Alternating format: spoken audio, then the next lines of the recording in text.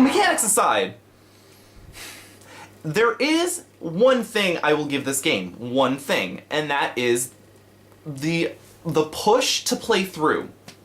When playing this game, though, you do have, me personally, I had the feeling of wanting to push through. I had a feeling of, for some reason, no matter how much I hate this game, and how much I think these mechanics are bullshit, and how there have been so many other games that did this better, I want to get through it.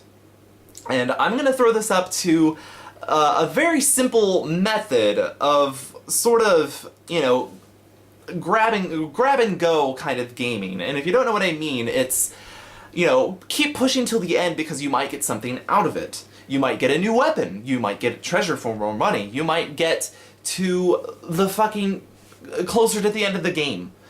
It's this very, you know, it's this very push to the next, push to the next, push to the next because you're so fucking, like, fed up with where you are right now. But even when you get off the game, though, you don't want this fucker to be laughing in your face, so you end up getting back on and pushing through again. It's mind control or something. Now, story-wise. So, Chris Redfield, like, Resident Evil goes to Africa. That's pretty much what this game is. And Resident Evil 5's story is kind of sucky. It really is. So we have Chris Redfield, and he's so concerned about, you know, getting even with Wesker and getting Jill Valentine, you know, any kind of trait, any kind of, is she alive? Is she gonna make it? You know, can I still hold on to hope? And, oh my god, wink a dick, dude. No, like, I don't care. I really don't care. Like, I mean, maybe I haven't played enough games to care. Maybe I haven't invested a lot, but dude, you're fucking rich. You can have anyone you wanted, but no, this Jill Valentine, like she's got a labia made of butter or something. But no, that's how things go. I don't really know if this is just sort of a Japanese / kind of anime storytelling here, how we've got like a main character who's just so obsessed with this one female, or just some kind of love interest that, you know, that it just completely goes to the illogical. It just goes to the soap drama-esque feeling. You know, just... So that's his motivation. He wants Jill Valentine, and he wants revenge against Albert Wesker, because Albert Wesker is now a cartoon villain. He wants to destroy the world for destroying the world and, you know, making a new human race. And I know that, you know, it helps against tropes of villainy. If you don't know, things that make villains villains, the kind of cliches, you know, people don't want completely cliche villains anymore. They want villains who believe that what they're doing is right. Well, the problem with that, though, is that Albert Wesker in Resident Evil 5 makes even that cliche. Oh god, I want to... Oh, I'm sorry, let me get an accent. Oh god, I want to rid the world of all of the weak and disgusting humans and have a supreme race at my hand and call because I am the god of this new world and holy fucking shit. It doesn't, like, villains... Look, when a villain has to hide behind the notion that he believes he's right, it still doesn't make him any better when he wants to be god of the new world. Being god of the new world is a lot of fucking work, and if you're gonna do it...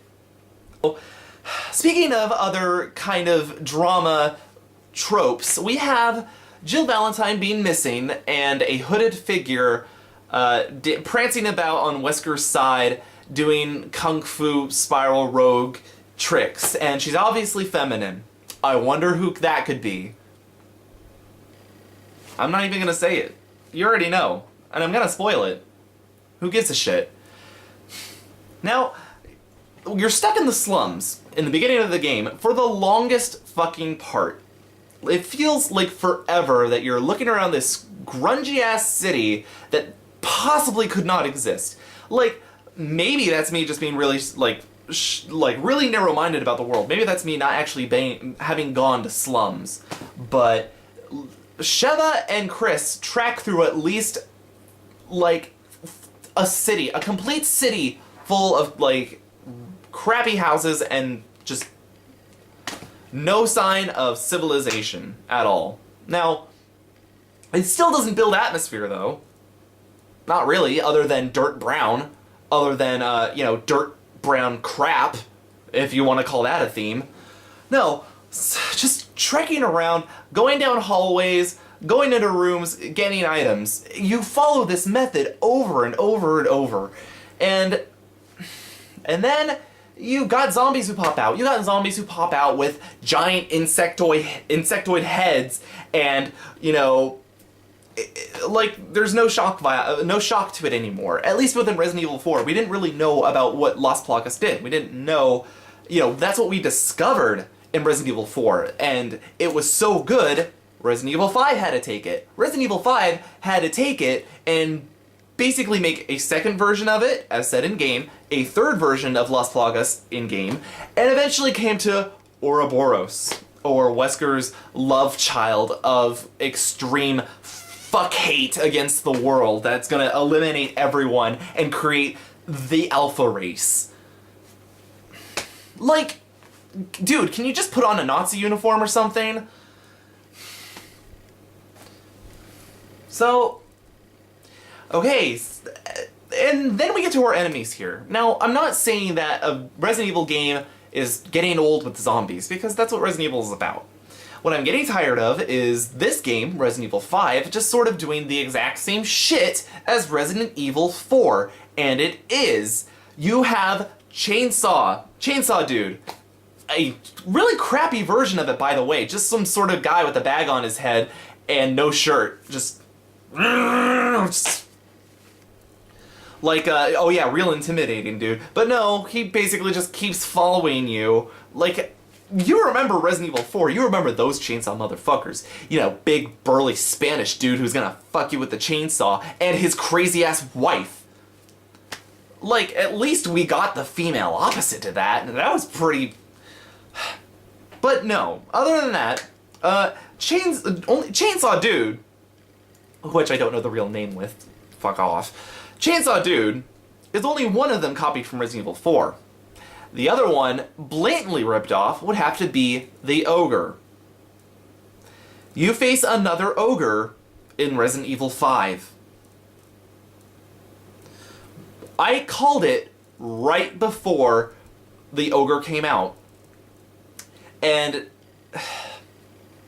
like, were they perfecting this? Did they just have an ogre tucked away from Spain for later? Or did they just want to create their own? Did they have the blueprints to this? Did they have, like, a scientific pattern as to how to make an ogre?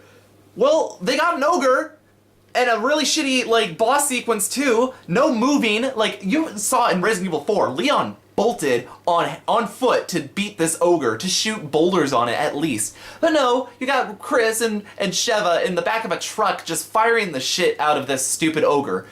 And that'll get me to bosses later, but on other similar enemies here in Resident Evil 5, we have the insect monsters. You remember Resident Evil 4, like, creeping through the sewers, everything's just fucking unbearable. You're in the sewer level, like, no one wants to be there. But you get those giant fucking bugs, the giant, like, cricket locust men. Yeah, that's it. Those fuckers that kept dropping jewels every time you killed them, they're back in Resident Evil 5.